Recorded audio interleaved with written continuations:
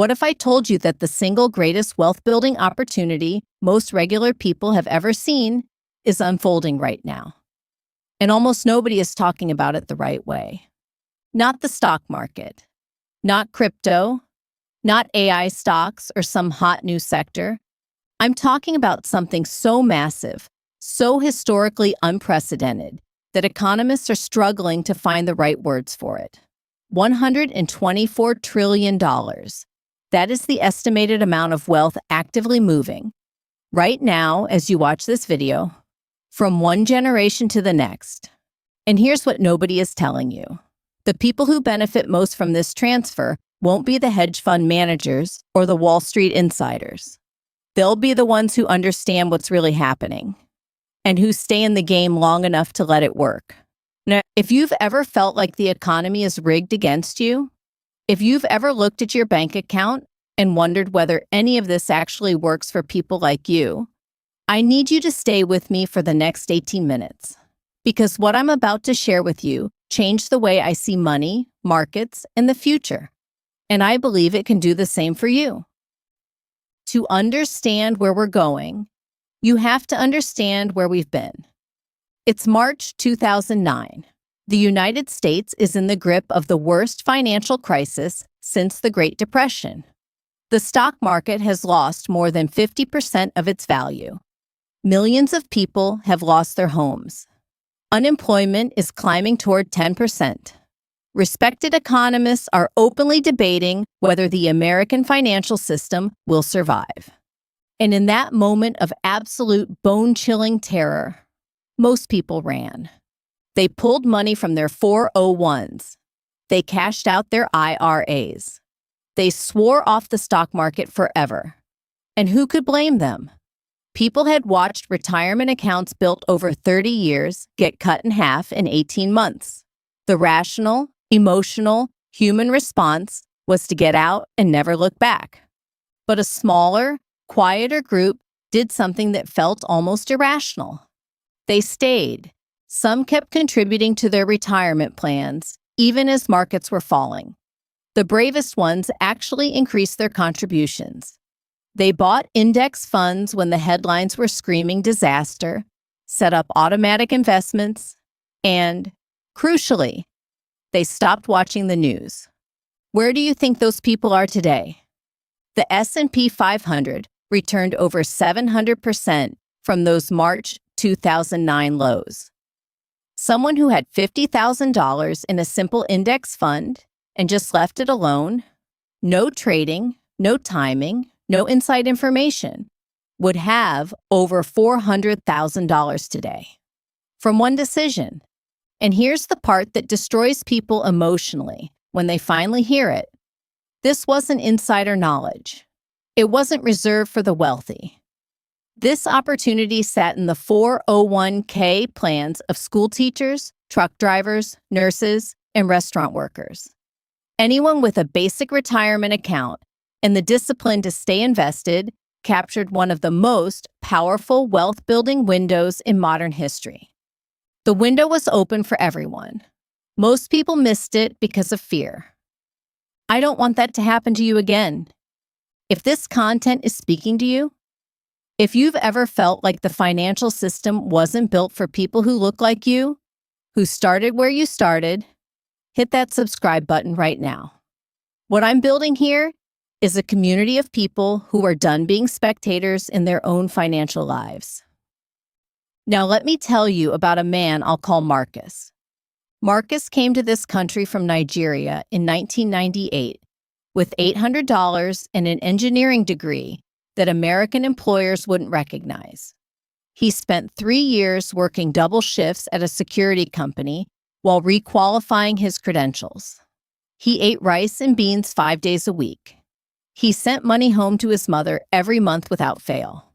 And when his employer finally offered a 401k plan, he signed up, not because he understood investing, but because someone told him it reduced his taxes. He didn't know what an index fund was. He didn't understand expense ratios or asset allocation.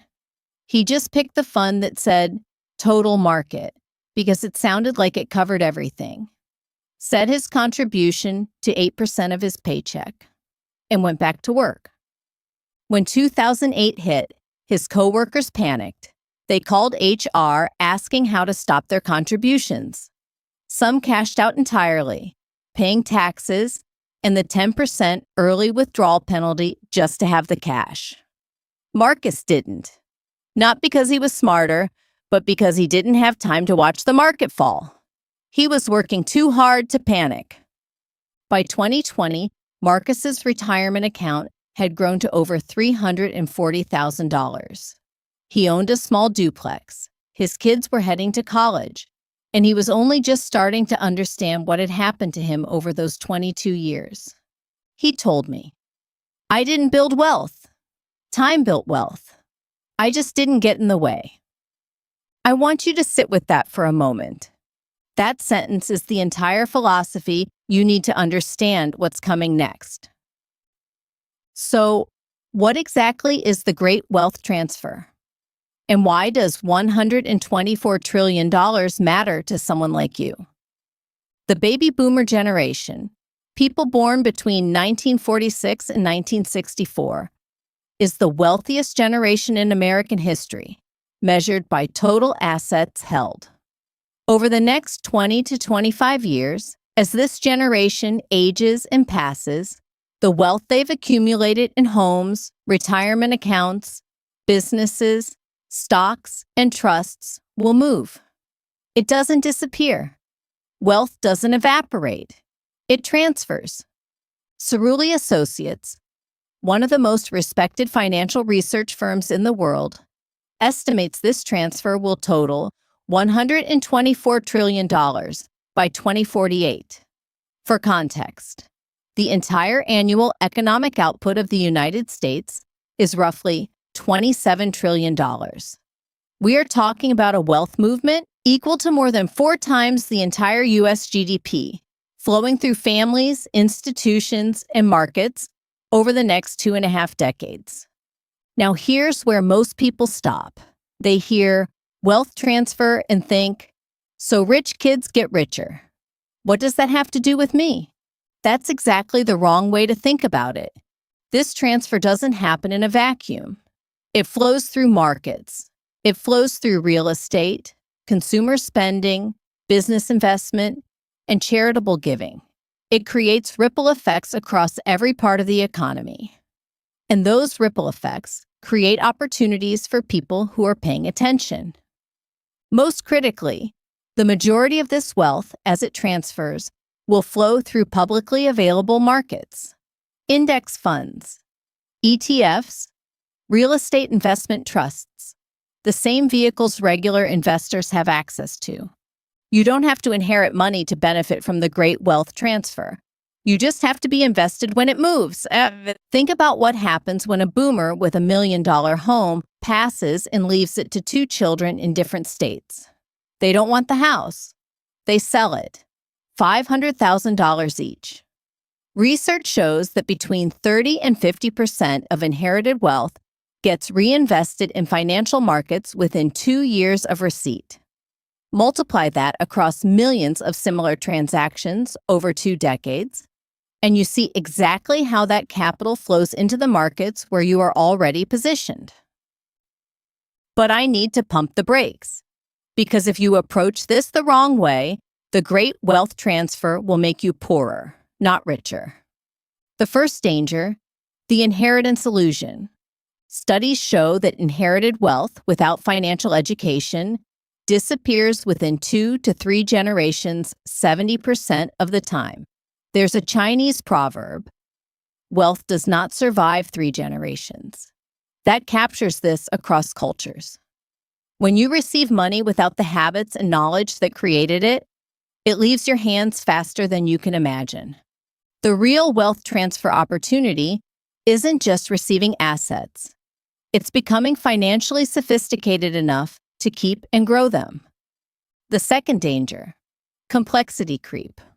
More than 85% of actively managed funds underperform their benchmark index over 15 years.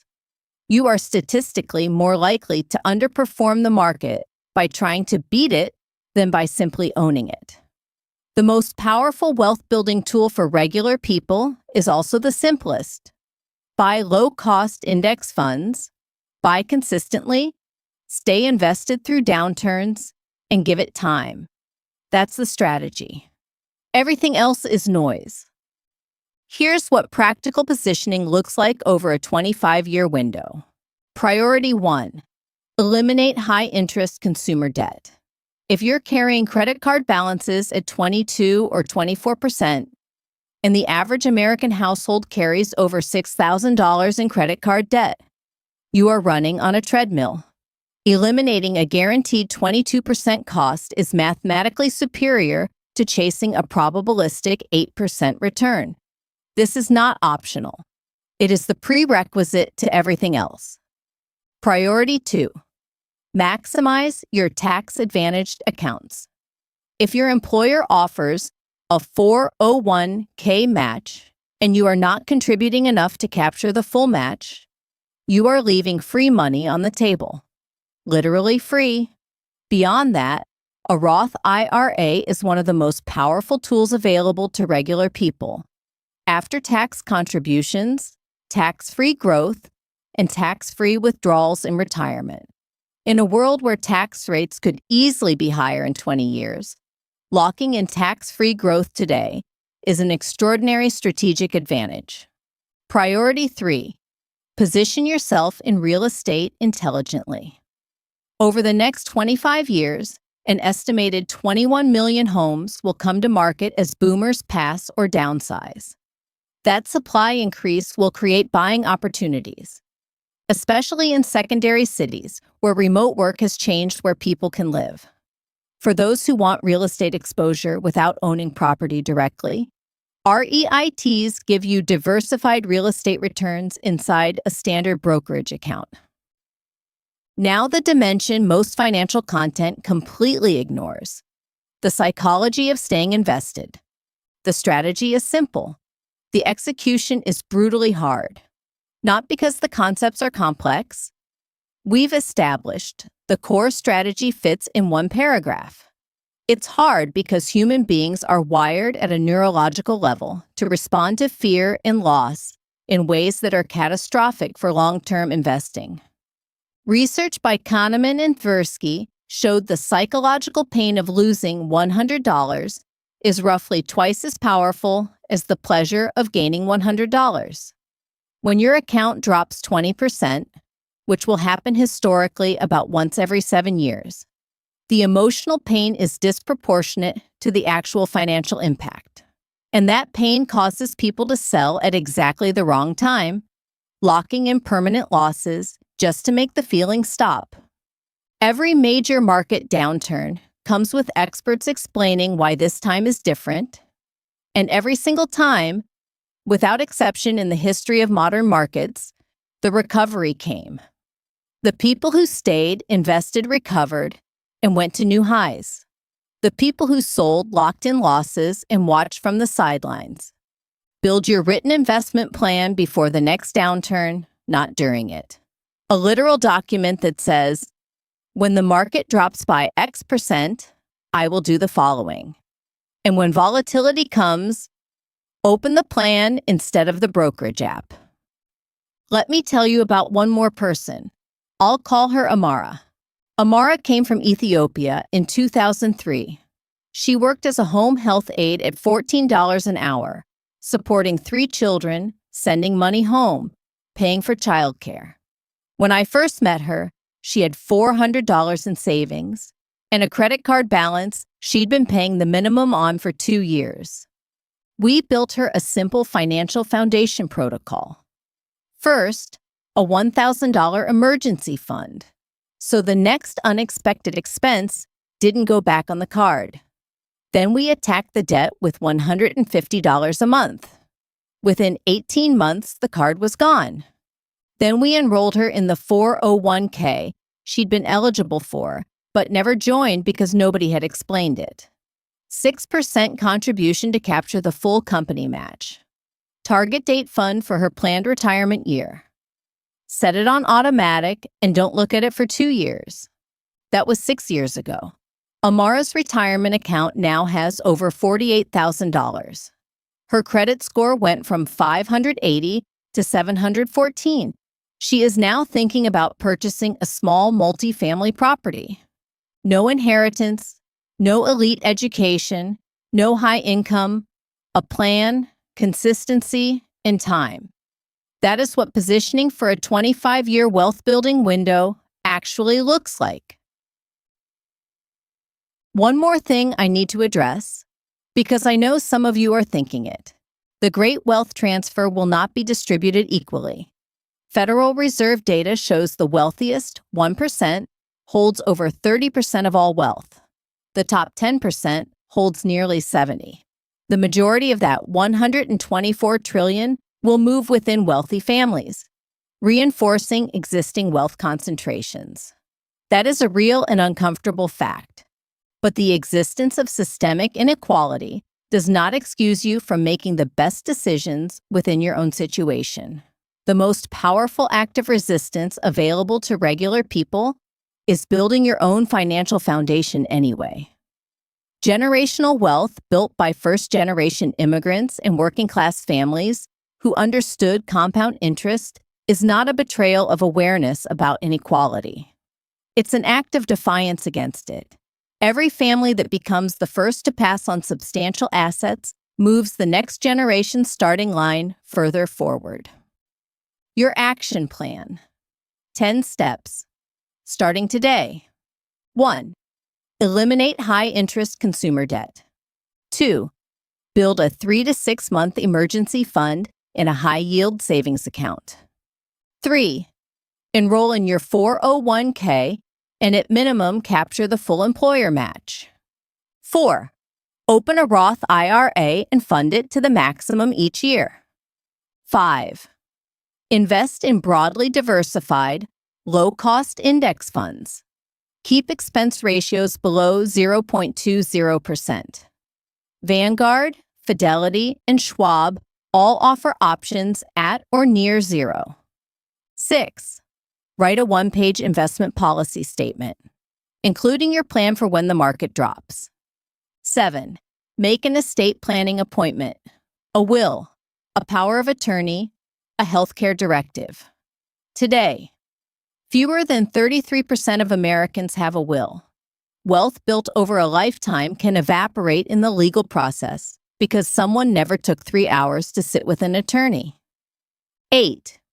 Read one quality personal finance book per quarter. The Simple Path to Wealth. The Psychology of Money. The Millionaire Next Door. More actionable wisdom than most advisors give you in a decade. 9. Invest in your earning power. Skills and credentials that raise your income are often the highest return investment available in your 30s and 40s. 10. Stay in the game. Every year for the next 25 years, you will have reasons to stop. Stay anyway. The people who do will look back in 2049 at a financial life they cannot currently imagine, built not by luck or inside information, but by the simple, relentless act of showing up and staying invested. The great wealth transfer is real. The $124 trillion is real. The demographic tailwind behind markets and real estate over the next 25 years is real. And the opportunity for regular people, for immigrants and first-generation wealth builders and working-class families who have never had anyone explain this clearly, is as real as it has ever been. Marcus understood it without fully understanding it. Amara built it without a roadmap. And you're already ahead of the curve. You're here, asking the right questions, looking for the right answers. The window is open. The tailwind is behind you. The only thing between where you are today and the financial future you want is the decision to start and the discipline to stay. Make the decision. Stay in the game. Build the legacy. I'll see you in the next video. And before you go, if this gave you something real today, please like it, share it with one person who needs to hear it, and subscribe. Drop a comment below and tell me, What's the one step from today's video that you're committing to this week? I read every single one.